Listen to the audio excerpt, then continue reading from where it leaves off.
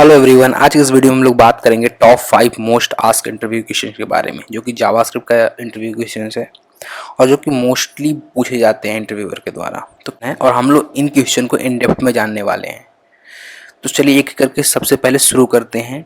यहाँ पे difference between var and let and const, ये तीनों में क्या डिफरेंस है। तो अगर मैं तीनों में अंदर की बात करूँ तो वेर जो है वो एक फंक्शंस को वेरिएबल होता है, जबकि लेट एंड कॉन्स्ट जो होता है वो ब्लॉक्स को वेरिएबल होता है। तो अगर मैं वेर की बात करूं तो अगर मैं यहाँ पे फंक्शन लिखूं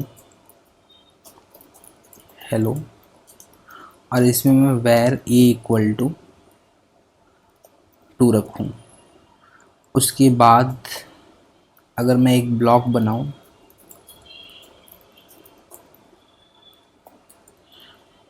तो ए में अगर कुछ मैं और वैल्यू असाइन कर दूं और ए को मैं नीचे प्रिंट करके आपको दिखाऊं console.log ए, और उसके बाद मैं इस फंक्शन को कॉल करूं और मैं इस प्रोग्राम को अगर रन यहाँ पे करूं,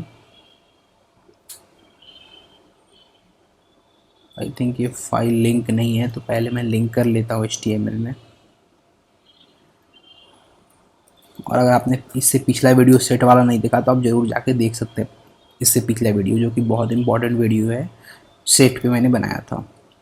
तो अगर मैंने लिंक किया तो जैसा कि आप देख सकते हैं कि यहाँ पे जो ए की वैल्यू है वो 33 हो चुकी है, क्योंकि वेर जो है वो एक फंक्शन स्कोप वेरिएबल है। फंक्शन स्कोप वेरिएबल का मतलब होता है कि अगर हम एक बार वेर को डिक्लेयर करके उसमें वैल्यू असाइन कर दें तो उसको हम फंक्शन में कहीं से भी चेंज कर सकते हैं। तो ये एक फंक्शन स्कोप वेरिएबल है। और अगर मैं लेट और कॉन्स्ट की बात करूँ तो लेट और कॉन्स्ट जो होते हैं वो ब्लॉक स्कोप वेरिएबल होते हैं। उसी तरीके से मैं एक और वेरिएबल बनाऊँ जिसका नाम है बी, तो यहाँ पर मैंने बनाया लेट बी इक्वल टू 22 और इसमें मैंने उसी वेरिएबल को यहाँ पे रीअसाइन किया। तो लेट बी इक्वल टू 12 और अगर मैं इस b को यहाँ पे प्रिंट कराऊँ तो यहाँ पे जो पुरानी वैल्यू है जो कि यहाँ पे है 22 वही प्रिंट होगा। लेकिन a के केस में ये नहीं होगा। a के केस में नई वैल्यू से रिप्लेस हो जाता है यहाँ पे, जैसा कि आप देख सकते हैं कि a के केस में यहाँ पे 33 प्रिंट हो रहा है, जबकि b के केस में यहाँ पे 22 प्रिंट हो रहा है। तो ये सबसे मेजर डिफरेंस है, क्योंकि जो वैर से बने वेरिएबल्स होते हैं वो ग्लोबल स्कोप वेरिएबल होते हैं, फंक्शन स्कोप वेरिएबल होते हैं। मैं यहाँ पे कॉन्स्ट वेरिएबल बनाऊँ तो अगर मैं कॉन्स्ट बना लेता हूँ सी, जिसमें मैं कुछ वैल्यू रखता हूँ 124, तो कॉन्स्ट वेरिएबल को मैं डिक्लेयर नहीं कर सकता। अगर मैं रीडिक्लेयर करने की कोशिश करूँ यहाँ पे जैसे b इक्वल टू 32, तो ये भी कोई चेंजेस यहाँ पे c इक्वल टू 32, तो यहाँ पे कोई भी चेंजेस देखने को नहीं मिलेंगे। तो यहाँ पे मैंने c को कंसोल अगर मैं करूँ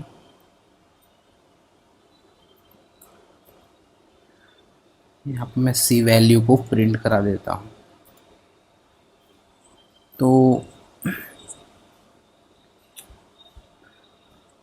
जैसा कि आप देख सकते हैं कि यहाँ पे रीड ओनली प्रॉपर्टीज़ का एक कुछ एरर आने लगा हेलो फंक्शन में। ये इसलिए हो रहा है क्योंकि सी जो वेरिएबल्स है उसमें हम केवल जब वेरिएबल को डिक्लेयर कर रहे होते हैं उसी टाइम पे वैल्यू रखते हैं, दोबारा हम इनिशियलाइज नहीं कर सकते उस वैल्यू को। तो अगर मैं इस लाइन को हटा दूँ यहाँ पे तो आप देख सकते हैं कि ये 124 जो वैल्यू है सी की वो प्रिंट हो चुकी है।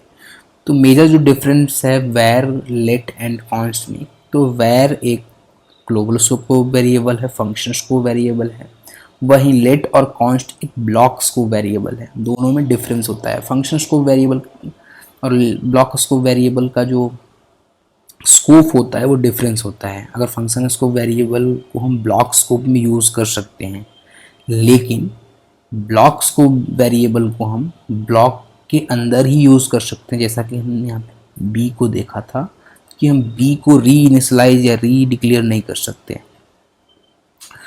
और अगर हम डिक्लेयर भी करें तो ये ब्लॉक के अंदर ही एग्जिस्ट करेगा। तो अगर मैं ब्लॉक के अंदर भी प्रिंट करा के दिखाऊँ आपको तो ये ब्लॉक के अंदर तो ये वेरिएबल ब्लॉक के अंदर जो है वो प्रिंट हो जाएगी। तो मैं यहाँ पे लिखता हूँ ब्लॉक और उसके बाद मैं बी को प्रिंट कर देता हूँ। तो अगर मैं ब्लॉक के अंदर लिखूँ तो ब्लॉक के अंदर जैसा कि आप देख सकते हैं कि 12 वैल्यू प्रिंट हो चुकी है। अब आते हैं हम लोग नेक्स्ट क्वेश्चन की तरफ, जिसमें है नॉट अ नंबर और अनडिफाइंड, दोनों में क्या अंतर है। नॉट अ नंबर जो टाइप होता है वो जावास्क्रिप्ट तब रखता है किसी भी वेरिएबल्स में जब हम प्रोग्राम में इनलीगल अर्थमेटिक्स ऑपरेशंस कर रहे होते हैं, जैसे किसी नंबर को किसी स्ट्रिंग से डिवाइड कर रहे होते हैं, या कुछ ऐसे स्ट्रिंग होते हैं जिसे हम नंबर में कन्वर्ट कर रहे होते हैं, तो हम उसे नहीं कर सकते। तो इस जगह पे जावास्क्रिप्ट इसे नॉट अ नंबर प्रॉपर्टी से साइन कर देता है। तो जैसे मैं अगर यहाँ पे एक वेरिएबल लूँ एग्जांपल के लिए वैल्यू के नाम से, और इसमें मैं रख देता हूँ 33, और एक str से मैं वेरिएबल लूँ जिसमें रख देता हूँ हेलो, और एक और वेरिएबल लेता हूँ रिज़ल्ट के नाम से जिसमें मैं वैल्यू डिवाइडेड बाय हेलो कर देता हूँ। अब हम जानते हैं कि ये ऑपरेशन पॉसिबल नहीं है टेक्निकली, क्योंकि जो वैल्यू है वो एक नंबर है और हेलो एक स्ट्रिंग है। तो जो रिज़ल्ट में वैल्यू जाएगा वो होगा नॉट अ नंबर। जावास्क्रिप्ट ने जो वैल्यू रखी है रिज़ल्ट वेरिएबल में वो है नैन, नॉट अ नंबर। तो अगर हम किसी इस तरीके का कैलकुलेशंस कर रहे होते हैं जहाँ पे किसी नंबर को किसी स्ट्रिंग से वो कैलकुलेट कर रहे होते हैं, तो जावास्क्रिप्ट उसको एक इनवैलिड कैलकुलेशन मानता है और उसकी जगह नॉट अ नंबर रख देता है। यानी str जो है वो एक नॉट अ नंबर वैल्यू है, तो इसकी जो रिजल्ट आएंगे वो नंबर नहीं होंगे। अनडिफाइन एक डिफरेंट टाइप है जावास्क्रिप्ट जिसे असाइन करता है। अनडिफाइन का मतलब होता है कि हमने उस वेरिएबल को अभी डिफाइन नहीं किया और उसे हम यूज़ करने की कोशिश कर रहे हैं। तो अगर मैं किसी भी वेरिएबल को डिक्लेयर करने से पहले उसको यूज़ करूं, जावास्क्रिप्ट जो उसे टैग देता है वो है अनडिफाइंड। तो जैसा कि आप देख सकते हैं कि यहाँ पे अनडिफाइंड वैल्यू प्रिंट हो चुकी है, और ये केवल वैर से बने वेरिएबल्स में ही होता है। अगर मैं लेट से बने वेरिएबल को प्रिंट करके दिखाऊं तो console.log यहाँ पे मैं करता हूँ str, इसमें कुछ डिफरेंट टाइप का एरर होगा जो कि यहाँ पे अनइनिशियलाइज वेरिएबल होगा। तो लेट और कॉन्स्ट से बने वेरिएबल्स को अगर हम यूज़ करने की भी कोशिश करते हैं तो उसमें रेफरेंस एरर आ जाता है, वो वैर की तरह नहीं है कि वो अनडिफाइंड आएगा। वैर के साथ ऐसा इसलिए होता है क्योंकि वैर जो है वो 2 फेज़ में एग्जीक्यूशन को कंप्लीट करता है। पहला फेज़ होता है मेमोरी इनिशियलाइजेशन फेज़ और दूसरा फेज़ होता है एग्जीक्यूशन फेज़। यहाँ पे मेमोरी इनिशियलाइजेशन फेज़ में हम वैल्यू को मेमोरी में रखते हैं, और जो सेकंड फेज़ होता है उस फेज़ में हम वैल्यू को असाइन कर रहे होते हैं। तो क्योंकि फर्स्ट फेज में मेमोरी इनिशियलाइजेशन फेज़ में वैल्यू जो है वो मेमोरी के अंदर, वो जावास्क्रिप्ट की मेमोरी के अंदर बना और उसमें स्पेशल टैग जावास्क्रिप्ट ने रख दिया, वो है अनडिफाइंड। और सेकंड फेज में जब हमने यहाँ पे कंसोल करने की कोशिश की तो इस वैल्यू की जगह हमें प्रिंट हो गया अनडिफाइंड, क्योंकि फर्स्ट फेज जहाँ की मेमोरी इनिशियलाइजेशन फेज था उसमें जावास्क्रिप्ट ने वेरिएबल के अंदर अनडिफाइंड रखा हुआ था। वैर से बने जो वेरिएबल होते हैं, क्योंकि वो ग्लोबल स्कोप वेरिएबल होते हैं, इसीलिए हम उसे कहीं से भी एक्सेस कर पा रहे हैं। स्ट्रिक्ट मोड जावास्क्रिप्ट में क्या होता है, यहाँ पर मैंने एक टैग लगा दिया है जो कि है यूज स्ट्रिक्ट, और इस टैग की मदद से अब जावास्क्रिप्ट एरर प्रोड्यूस करेगा।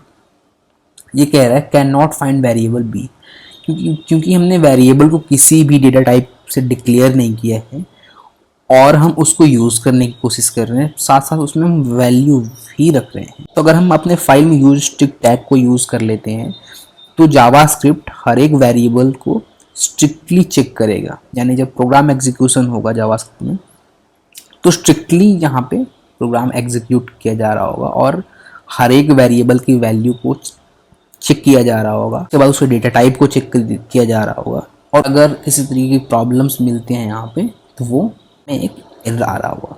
नेक्स्ट जो अपना बहुत इंपॉर्टेंट क्वेश्चन है वो है higher order function in JavaScript. ये मोस्टली इंटरव्यू में पूछा जाता है।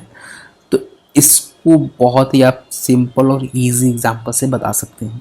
अगर मैं सिंपल लैंग्वेज में कहूँ कि हायर ऑर्डर फंक्शंस होता क्या है, तो एक फंक्शंस होता है जो कि आर्ग्यूमेंट में फंक्शंस ले रहा होता है और रिटर्न कर रहा होता है वैल्यू।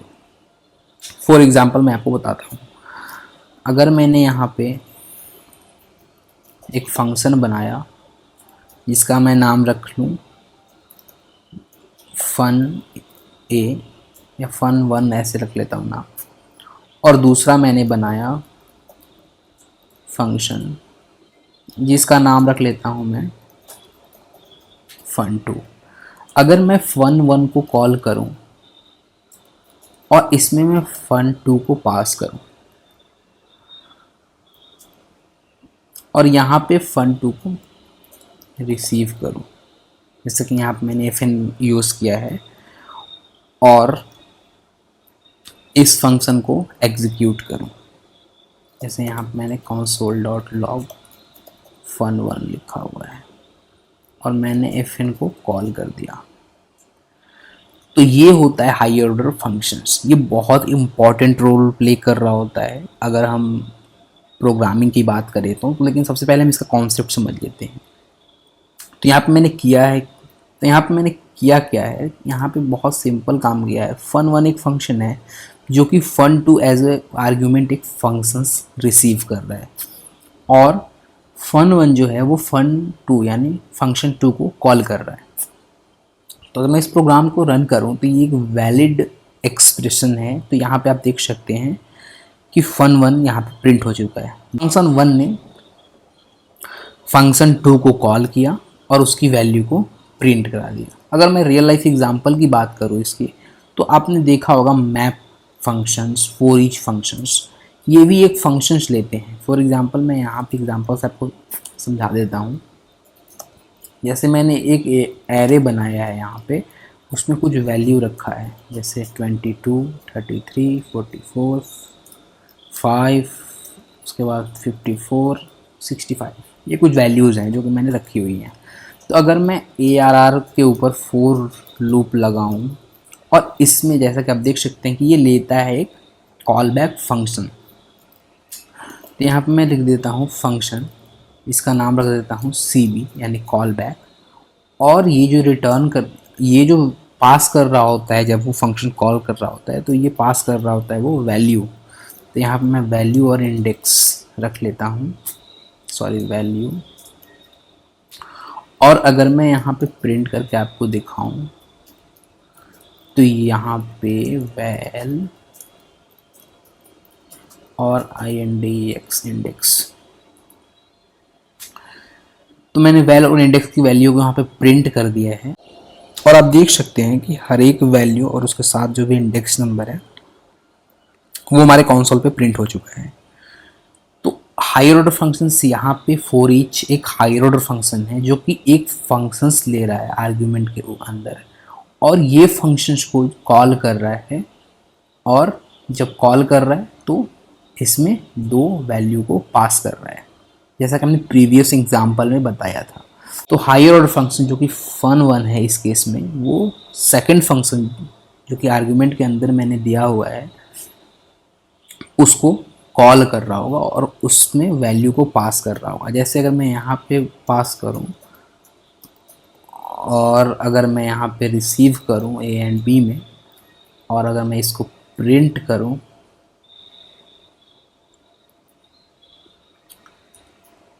यहाँ पे आर्ग मैंने लिख दिया है और A एंड B की वैल्यू को सिंपली प्रिंट कर दिया है। तो जैसा कि आप देख सकते हैं कि आर्गुमेंट में 11 और 22 प्रिंट हो चुका है। तो ये होता है हायर ऑर्डर फंक्शन, जिसमें हम एक फंक्शन के अंदर दूसरे फंक्शन को पास कर रहे होते हैं, और हायर ऑर्डर फंक्शन जो होता है वो जो फंक्शन को हमने पास किया होता है उसको कॉल कर रहा होता है, और कॉल करके हमें कुछ वैल्यूज़ दे रहा होता है। तो ये है हायर ऑर्डर फंक्शंस। अब अपने नेक्स्ट क्वेश्चंस के बारे में आते हैं, वो है करिंग, जो कि बहुत इम्पॉर्टेंट रोल प्ले करता है। तो करिंग जो होता है वो दरअसल लेक्सिकल स्कोपिंग के ऊपर बेस है। लेक्सिकल स्कोपिंग थोड़ा सा अगर हम समझें ब्रीफली, तो लेक्सिकल स्कोप का मतलब होता है कि एक फंक्शंस जो कि दूसरे फंक्शंस को रिटर्न करता है अपने वेरिएबल के साथ। एग्जांपल से देखते हैं।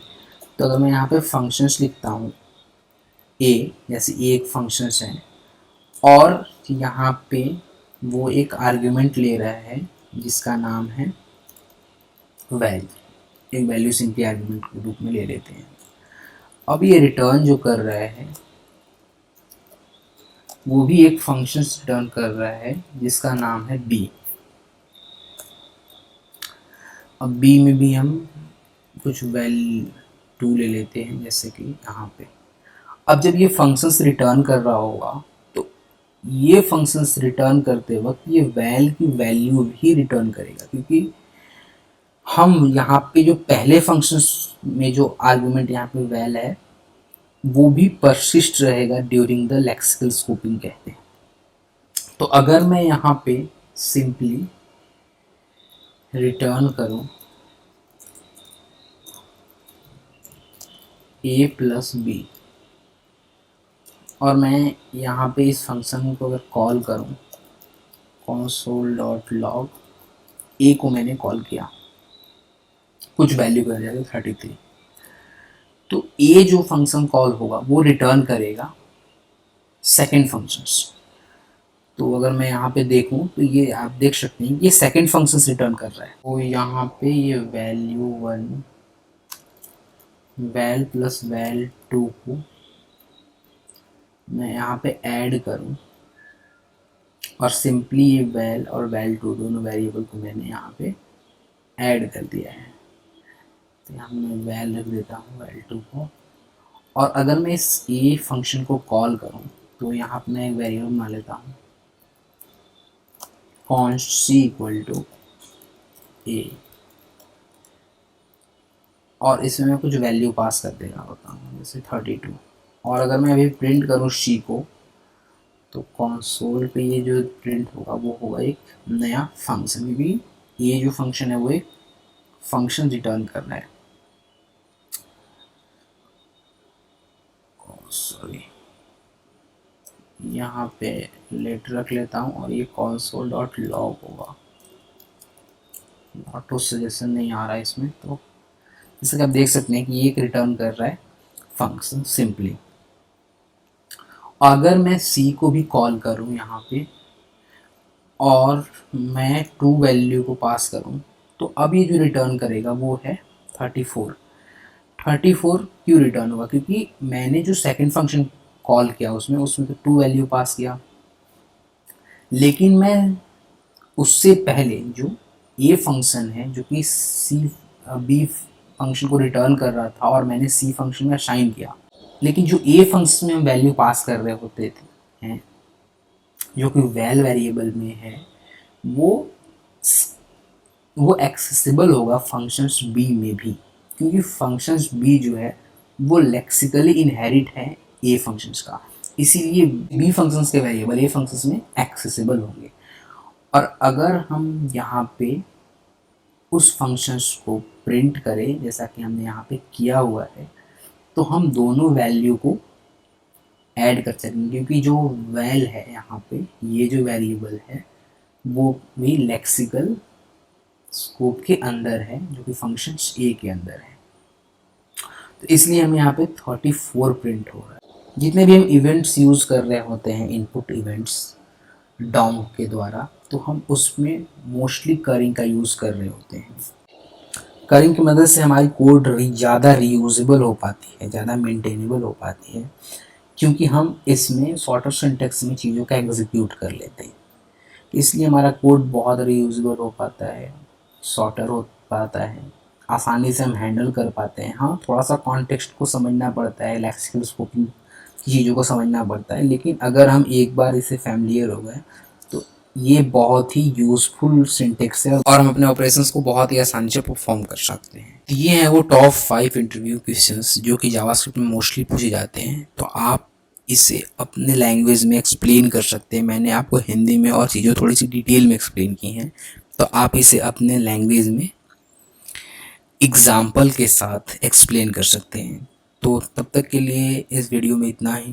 अगर आपको वीडियो अच्छा लगा है तो इस वीडियो को लाइक कीजिए और मेरे चैनल को जरूर सब्सक्राइब कीजिए। Thank you for watching this video.